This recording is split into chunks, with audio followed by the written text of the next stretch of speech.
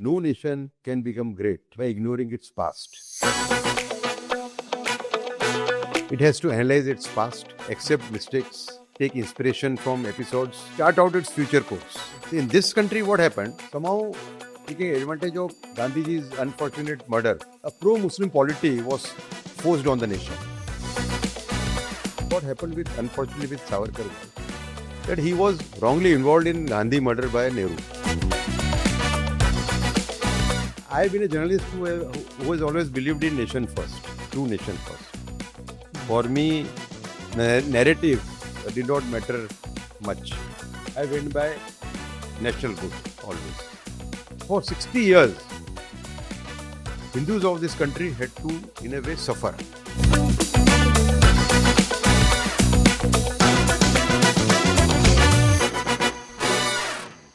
Udayji, thank you so much, first of all, for giving us this opportunity. I know that we've met on television for the first time, probably 1 year ago. And today we are sitting here face to face in Delhi. Congratulations on your new book. I have been reading some of your writings in the past, so some of this seems familiar. Before we get into this, a lot of our Gen Z audience may not be in tune with our traditional journalists.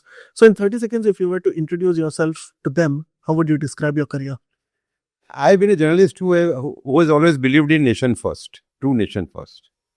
For me, narratives did not matter much, even when I was in mainstream journalism. I went by national good always. I think that is the need of the hour, even for the journalistic fraternity today. But was it? You have to rise over the narrative wars to show the true picture, to address nation's burning issues from a truthful point. As a much younger journalist who looks up to you, how would you advise on somebody who's also trying to survive the field? He has to have an inner commitment.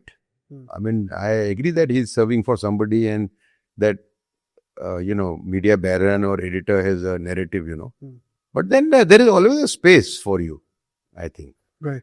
Today, things are not like before. You can create your own space if you're on strong ground. My strong ground was history and facts. Yeah. So I stood my ground in India. I was with India Today. I stood my ground. Was it difficult? Because आजकल तो ज़्यादातर comments में गालियाँ देते, but before we used to get, like blackmails and threats and, it used to be quite serious to be a journalist, especially. Every profession has its dark side, So has this profession. So it's something, this is Kalyug. You cannot forget this is Kalyug, So there has to be dark side to every profession, everything, Tell us the idea behind this book. The idea was to address, see nations' issues and problems on the basis of undistorted history. Okay. What happened in that first 60 years of this, after independence? What kind of narratives were, set up and run?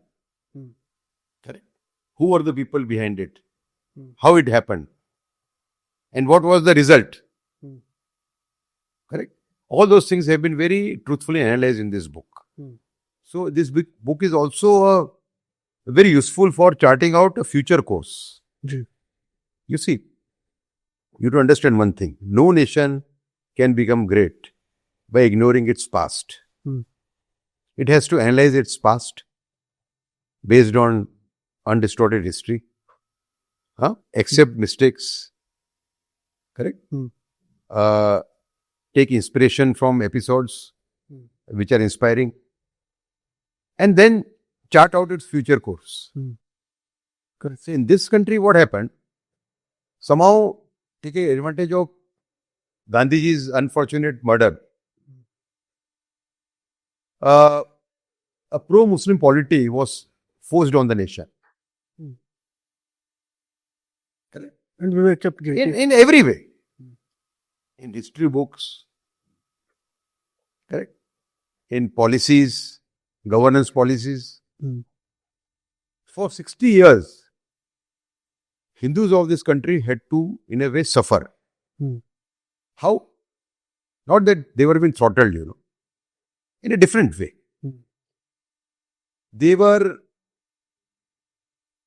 an atmosphere was created where they won't have a sense of history, sense of pride, Hmm.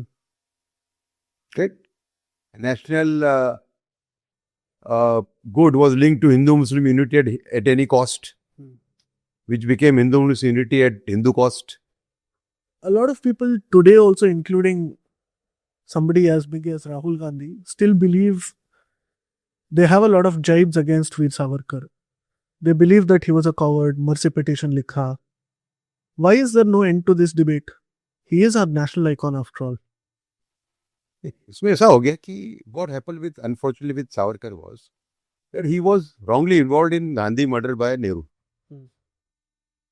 Because Everybody knew Hmm.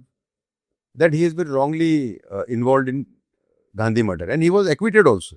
Correct. And the biggest proof is that when Manohar Malgaonkar, the great English author, when he wrote the book The Man Who Killed Gandhi in 1978, he went to meet Digambar Badge, on whose statement Savarkar was arrested. Hmm. And Badge told him that, I gave the statement on the pressure of the then government. 30 years after Gandhiji's death in 1978. So they wanted a reason to take him down. So, because of that, I think the Sangh Parivar is confused about Savarkar and Gandhi both. It has not defended Savarkar as much as it should have. All the allegations against Savarkar are wrong. Mercy petition, he is not hidden it. His book, Marathi book, from the darkness of Andaman. He said that I have to try to convince my fellow revolutionaries who were with me in cellular jail. Look here, we are not Gandhi's followers. We are revolutionaries. Let us come out of the jail by tendering false petition and restart our struggle to uproot the British from this country. In 1914, Reginald Craddock, the Home member of that period, he wrote a letter to the jail authorities of Andaman. What does he write? He says that those who have passed 5 years in rigorous imprisonment, the revolutionaries, set them free, let them live with their families in Andaman. Correct? What does the same Craddock say about Savarkar? Don't give this relief to Savarkar. If you give this relief to Savarkar, he has got revolutionary friends in Europe. They'll come in a vessel and hijack him from here. So they never believed his apologies. And let us compare it with Shivaji Maharaj. Shivaji Maharaj had set up, his goal was Hindavi Swaraj. During his 36-year career, he wrote 5 apology letters to Aurangzeb. Correct. 3 were followed by a treaty. All the 3 treaties were broken by Chhatrapati Shivaji, not by Aurangzeb. Why? Because he had set a target, which was Hindu Swaraj. When he used to fight that the Mughal Sultanate, the Bijapuri Sultanate, the Golconda Sultanate, they are coming together against him. He used to prevent that by tendering apologies like this. Correct? So, all the allegations against Savarkar are manufactured, and why they are being made, I think that is more important. You see, Savarkar is the father of India's national security and the father of our intellectual Hindutva. He is the master strategist of Hindutva. Correct? And the strategists of pan-Islamists and communists, they know this very well. Our own people have not recognized him so much as a great strategist, but they have. They think that Savarkar's ideology spreads amongst the common people, Hindus. His true ideology can be acceptable to even modern Muslims also, Because his Hindu Rashtra had equal space for all religions. Correct. His Hindu manifesto says it very clearly. Correct. So he was basically he was fighting for equal treatment for all. He was not fighting for special treatment for Hindus. So if these things come before the people, I said this in that book launch, Urdu book launch. People were surprised.